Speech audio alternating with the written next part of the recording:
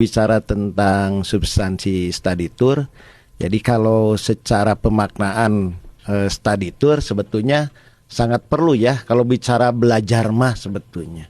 Jadi kalau kemasannya tentang tour tapi untuk belajar itu sangat perlu. Cuman yang jadi masalah bagaimana study tour itu dikemas menjadi sesuatu yang tidak memberatkan siapapun.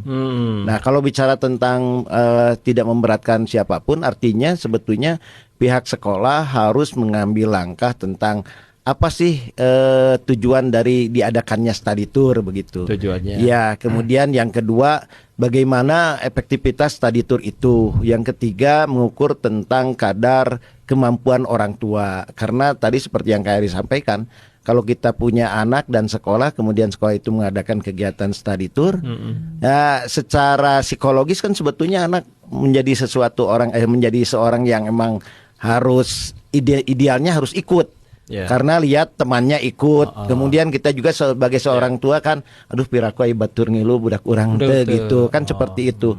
Cuman yang jadi permasalahan, sekolah harus bijak karena kemampuan setiap orang tua itu tidak sama. Apalagi di kondisi kekinian begitu ya Kang Niko. Serba sulit ya. Iya seperti itu. Kemudian yang kedua, coba sekolah itu buat kajian dulu lah. Jadi idealnya setiap kebijakan itu bermuara dari kajian. Misalkan di sebuah sekolah, apakah siswa itu sudah semua mengunjungi objek wisata yang bisa dipakai sebagai sumber pembelajaran yang ada di Kota Bandung misalkan. Yang terdekat dulu ya. Ya, yang terdekat aja dulu begitu. Misalkan di sekolah saya pas di absen ternyata anak itu hampir sebagian besar belum tahu kok museum geologi. Kenapa kita tidak menjadikan museum geologi itu sebagai tempat kunjungan pembelajaran ya? Di Bandung aja kan saya pernah ngomong ya, ada begitu banyak sumber pembelajaran baik yang berlatar belakang. Apa saja Pak Rahmat yang belum? Geologi, Museum Gedung Sate? Ya Museum Gedung Sate itu kan saya yakin hampir sebagian besar siswa belum ke sana. Yang tahunya Gedung Sate. Padahal di sana ada museumnya begitu ya. Desmen ya? Ya, kemudian museum itu Monju. Kan ada museumnya? Ada di dalamnya itu ada di bawahnya itu ada. Monumen Perjuangan lah ya. Itu. Kemudian ada juga Asia Afrika, kemudian Museum Mandala Wangsit dan sebagainya, Museum Pos. Coba kalau mau diurut Museum Posnya Cilaki. Iya, itu ya ada di situ di Cilaki. Sebelah Gedung Sate. Iya. Itu kan banyak. Kemudian di samping Museum Geologi itu ada Museum Arsip loh. Itu museum oke. Ada museum arsip. Jadi kalau kita mau menginventarisir misalkan ada berapa museum di Kota Bandung, ya tinggal Google saja kan sekarang mah. Ini hubungannya dengan pelajaran IPS. Anak-anak tahu nggak arsip itu apa? Kemudian fungsi dan manfaat arsip. Arsip itu apa sih? Yang jaga itu hijau-hijau. Ya bukan. Itu mah Hansip. Jadi sebetulnya banyak destinasi pembelajaran Kota Bandung juga yang bisa dijadikan sebagai target pembelajaran begitu. Ya yang jadi permasalahan kan kenapa study tour menjadi ramai karena punten-punten lah. Pada saat kekinian itu sekolah itu ya sebagai sebuah sistem harus belajar mengambil sebuah langkah yang bijak. Bijak itu kan melihat kondisi orang tua seperti apa, kan seperti itu. Walaupun dekat pun kan Kang Niko, misalkan walaupun dekat ada di Bandung pusat pembelajaran.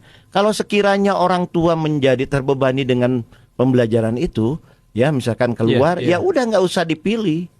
Kalau sekiranya menjadi beban buat orang tua kan begitu. Karena jujur-jujur aja ada kemasan ini mah tidak diwajibkan. Iya saya sepakat tidak diwajibkan. Cuman yang jadi masalah kita pernah nggak berpikir tentang apabila anak kita menjadi warga sekolah itu temannya ikut study tour sementara anak kita tidak, coba bagaimana perasaan anak-anak tehnya. Ya makanya harus bijak lah intinya lah. Bijak sana atau bijak sini? Bijak sana bijak sini. Ya paling tidak misalkan boleh lah, tapi dengan catatan pengelolaannya seperti apa. Anak belajar nabung, kan bisa begitu Kang Niko. Kemudian destinasinya jangan jauh-jauh seperti yang tadi Kang Eri sampaikan lah ya. Saya yakin kalau destinasinya dekat, kemudian biayanya tidak mahal, saya yakin lah pasti orang tua akan menyetujui. Kemudian mekanismenya ya anak disuruh nabung lah. Sekarang kan catatannya gini, hampir setiap anak itu punya gadget kan. Dan saya yakin pasti gadgetnya kena di pasihan kuota kan. Artinya kan anak itu mampu dan bisa membeli kuota. Mengapa tidak anak itu mampu dan bisa untuk menabung? Nah, sehingga ditargetkan lah minimal dalam waktu ya 3 tahun misalkan ada pembelajaran keluar misalkan kan nggak jadi masalah. Ya senabung itu. Hasil ya. nabung itu saya